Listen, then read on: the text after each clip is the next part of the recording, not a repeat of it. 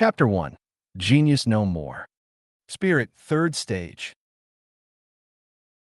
Facing the spirit stone as it displayed the 5 hurtful words, the youth stood expressionless, lips curled in a small, self-ridiculing smile.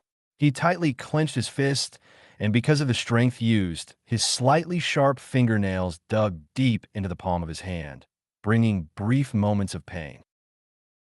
Caelan, spirit, third stage. Rank low. Beside the spirit stone, a middle-aged man looked at the results and announced them with an indifferent voice. Immediately after the middle-aged man finished speaking, without much surprise, the people in the square started a commotion, ridiculing him. Third stage? As expected. This genius has once again taken a step back. This piece of trash really disgraced his entire clan. If his father wasn't the clan leader, this kind of trash would already have been kicked out. Nobody would care about him, and there wouldn't be such a thing as leeching off the clan home. How could the once famous genius of Ashenwood City fall to become like this over the past few years? Who knows? Maybe he did something unforgivable and caused the gods to get angry.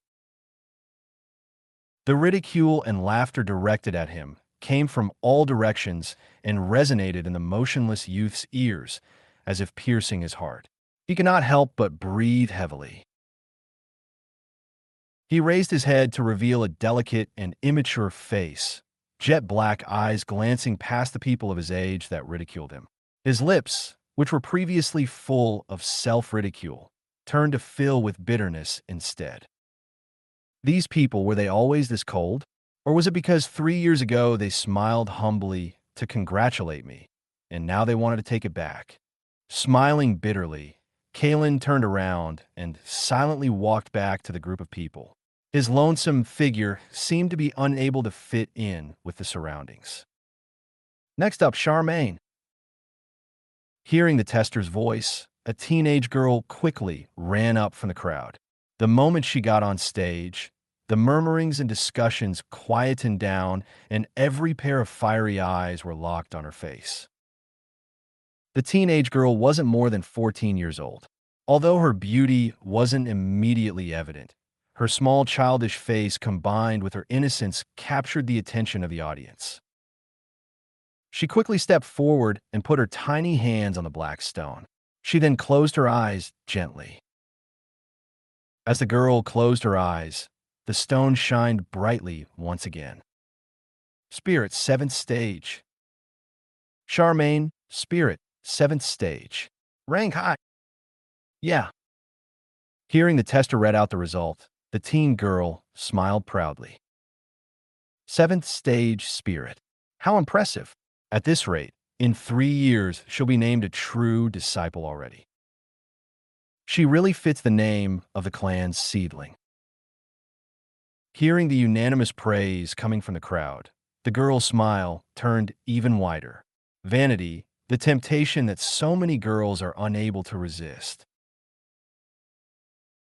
While chatting with her fellow sister members, her line of sight weaved through the surrounding people and landed on a lonesome figure away from them. Furrowing her brows for a while, she finally decided against walking over. Between the two of them was already a huge gap. Looking at Caelan's performance these past few years, by the time the adulthood ceremony comes, he would only be able to place at the lower-tier clan member ranks. She, however, with her brilliance, would become the clan's very important and thus well-nurtured fighter. There would be no limit to her future. An inexplicable sigh emerged from her. Charmaine thought back to the youth from 3 years ago, bursting with energy and pride. At 4, he started practicing, and at 10, he achieved the 9th stage spirit.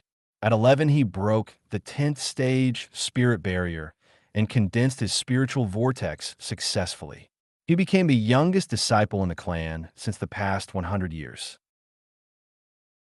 At that time, his self-confidence as well as immeasurable power attracted countless young teens, which of course included Charmaine. However, the path of a genius was always winding. 3 years ago, this genius youngster whose fame reached the absolute top received what could possibly be the cruelest blow. The hard work he put into accumulating and condensing the spiritual vortex over the past 10 years had, in just one night, vanished into nothingness. All the spirit in his body slowly dissipated with time, and instead, pity for him grew. As a result of losing his spirit, his physical strength decreased as well. From the position of a genius, in one night, he fell below the average person. This kind of blow made the youth lose his will to carry on training. The reverence once associated with this lad had slowly changed into disdain and ridicule. Standing so high up and falling right down, this kind of fall might just be one that he could never recover from. Next, Heather. Among the commotion, the tester's voice sounded yet again. Following the calling of this highly reputable name, the group of people quietened down immediately. Every single gaze turned. At the center point of attention was a teen girl clad in a purple dress, elegantly standing there. Her calm, tender, and immaculate face was completely unaffected by the many gazes of the crowd. Her calm and indifferent attitude could be compared to the blooming of a lotus. At such a young age, she already had the air of a refined lady. It would be hard to imagine how she would affect the city and the nation once she grew up. This purple dress girl, if compared to Charmaine in terms of beauty, was clearly several leagues above. It's no wonder the crowd would have this kind of actions.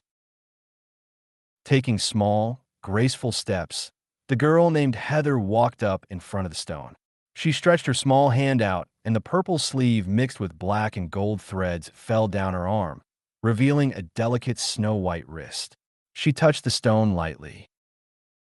In the silence, the stone shone once more. Spirit, 9th stage. Rank high. Looking at the words on the stone, the entire square fell into deep silence. She really reached the 9th stage. How frightening. The position of the youngest high rank in the clan has been taken, without a shred of doubt, by Miss Heather. After the silence, several teens couldn't help but wolf whistle, their eyes full of respect and awe. Spirit was essential towards being a disciple. Spirit is split into 10 different stages, and when the body acquires 10 stages of spirit, it can better condense the energy vortex, becoming a well-respected disciple. In the crowd of people, Charmaine stared at the purple dress girl in front of the stone with a little jealousy. Looking at the results, the middle-aged tester who would normally be indifferent smiled, faced her, and congratulated her. Miss Heather, half a year later, you should be able to condense the spiritual vortex. If you succeed, you'll be a disciple at the age of 14, the second person to do so in the clan. Of course, the second person. First would be the fallen genius, Caelan. Thanks. The teen girl nodded her head lightly, her calm face showing a little happiness because of his praise. She quietly turned, and in the midst of the crowd's attention, slowly walked to the downtrodden youth in the back of the group. Brother Caelan. At the youth's side, the teen girl stopped. She faced him and bowed respectfully. Her beautiful and gentle face showed an elegant smile which would make the surrounding girls jealous. What qualifications do I have right now for you to call me that? He faced the girl that could be considered the clan's radiant pearl and said bitterly. She, after being downhearted for an extremely short while, continued to maintain her respect. Brother Caelan, you once said to me before, to take on anything, one must first be able to let go. One is only truly free when he can take on and let go easily. Heather said gently, her smiling face full of warmth. Haha, truly free? I only know how to say it. Look at me now. Do I look like a free person? This world wasn't mine to begin with. Caelan laughed at himself, saying dispiritedly.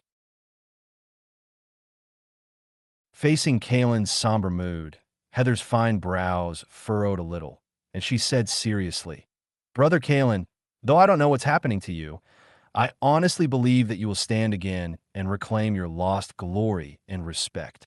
She stopped for a moment, her white, tender face reddening a little. "Back then, there were a lot of people who were attracted to you." Ah, hearing the girl's wholehearted truth, he laughed awkwardly but didn't say anything else. Other people would be swayed by it, but he did not have the qualifications nor the mood. Instead, he silently turned around and walked away from the square. Standing still and facing the lonely back of the youth, she hesitated for a while before chasing after him and walking side by side with him. Meanwhile, from behind, a jealous wolf whistle sounded.